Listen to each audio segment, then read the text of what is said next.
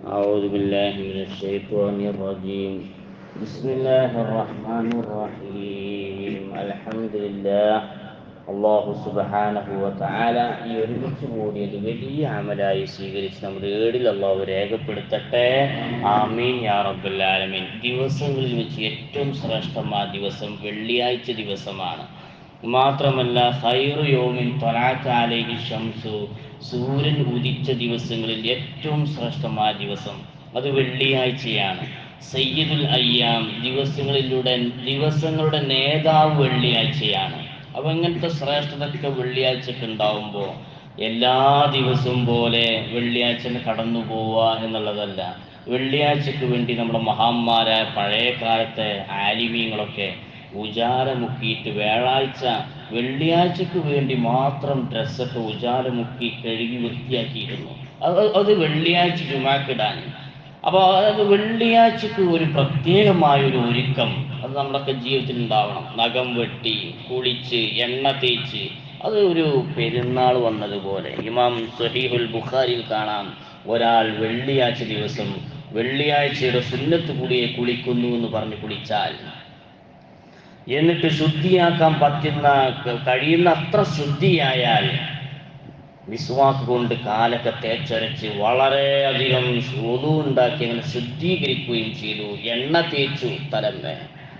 എന്നിട്ട് അവൻ വീട്ടിലെ സുഗന്ധദ്രവ്യം അതെടുത്തുകൊണ്ട് അവൻ സുഗന്ധം പൂശുകയും ചെയ്താൽ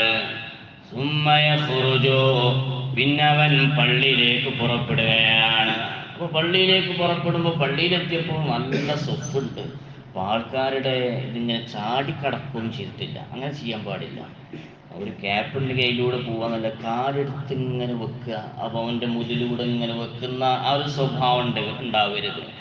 വളരെ അങ്ങനെ ചാടിക്കടക്കാതെ വളരെ റാഹത്തോടുകൂടെ പള്ളിയിലെത്തുകയും ചെയ്തു. എന്നിട്ട് അല്ലാഹു കണക്കാക്കിയത് അവൻ നിസ്കരിച്ചു. പിന്നെ അവൻ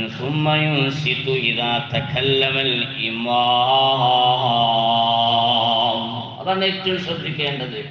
ഇമാം സംസാരിക്കാൻ തുടങ്ങിയപ്പോൾ അവൻ മൗനം പാലിക്കുകയും ചെയ്തു. അവൻ പിന്നെ ഒത്തുപോകുമ്പോൾ ഒന്നുപോലും സംസാരിക്കാതെ ഒന്നങ്ങോട്ട് നീങ്ങിയിരിക്കുന്നു പറയാനും കൂടി പറ്റില്ല. അങ്ങനെ കാരണം സംസാരിക്കാനേ പാടില്ല, ഉപദേശിക്കാൻ പാടില്ല.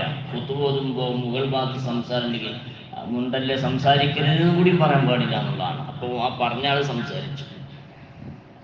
എൻ്റെ പ്രിയപ്പെട്ടവരെ, ഈ കാര്യങ്ങളെല്ലാം ചെയ്തു കഴിഞ്ഞാൽ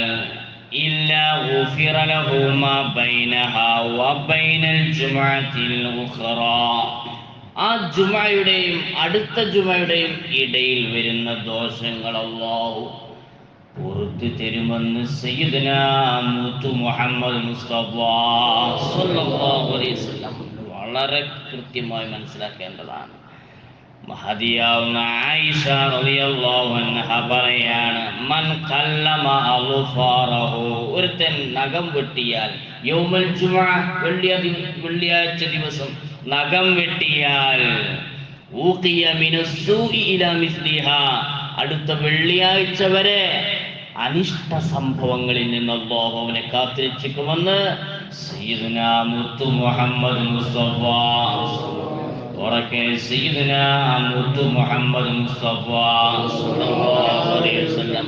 പല്ല് തേക്കുക, സുഗന്ധം ഉപയോഗിക്കുക, എണ്ണ ഉപയോഗിക്കുക, മുടി മുറിക്കുക, മീശ വെട്ടുക, നല്ല വസ്ത്രം ധരിക്കുക, ഇതെല്ലാം വെള്ളിയാഴ്ച സുന്നത്താണെന്ന് മഹാന്മാർ രേഖപ്പെടുത്തിയിട്ടുണ്ട്. നേരത്തെ പള്ളിയിലേക്ക് എത്തുക. പള്ളിയിൽ സുഗന്ധം പുകയിപ്പിക്കൽ സുന്നത്താണ്. മാത്രമല്ല പള്ളിയിൽ ഇരുന്നു കൊണ്ട് സൂറത്തുൽ കഹ്ഫ് ഓതിയാൽ അടുത്ത ജുമുഅ വരെ പാപങ്ങൾ പൊറുക്കുമെന്ന് ബൈഹഖി റിപ്പോർട്ട് ചെയ്തിട്ടുണ്ട്. കഹ്ഫ് സൂറത്ത് അത് വ്യാഴാഴ്ച രാത്രി ഓതാം, വെള്ളിയാഴ്ച സുബ്ഹിക്ക് ശേഷം ഓതാം, ജുമുഅയുടെ മുമ്പൊക്കെ ഓതിയിട്ട് ഒരു തവണ ഓതിയാൽ അവൻക്ക് അടുത്ത വെള്ളിയാഴ്ച വരെയുള്ള പാപങ്ങളൊക്കെ, ചെറിയ പാപങ്ങളൊക്കെ പുറത്തു തരുന്നതാണ്. ഇങ്ങനെ ഒരുപാട് നേട്ടങ്ങൾ വെള്ളിയാഴ്ച അവനക്ക് ലഭിക്കുന്നതാണ് എന്നുള്ളതാണ്.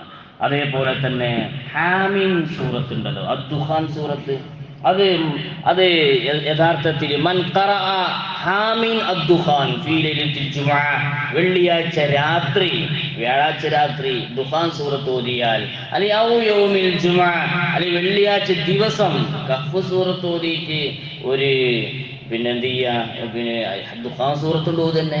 എന്നാൽ ബനല്ലാഹു ബൈതൻ ഫിൽ ജന്ന, സ്വർഗ്ഗത്തിൽ അല്ലാഹു അവനൊരു വീട് നിർമ്മിക്കുമെന്ന് മുത്തു മുഹമ്മദ് മുസ്തഫ സല്ലല്ലാഹു അലൈഹി വസല്ലം. അല്ലാഹു സുബ്ഹാനഹു വ തആല തൗഫീഖ് നൽകട്ടെ. ഖബർ സന്ദർശിക്കുക, ദുആ ചെയ്യുക വളരെ പുണ്യമായ കാര്യമാണ്. വെള്ളിയാഴ്ച പ്രത്യേകം തെരഞ്ഞെടുത്ത് പ്രത്യേകം ഒരുങ്ങി അതിൻ്റെ മഹത്വങ്ങൾ മുഴുവനും ലഭിക്കാൻ അല്ലാഹു തൗഫീഖ് നൽകട്ടെ. അന്ത തത്ലഉ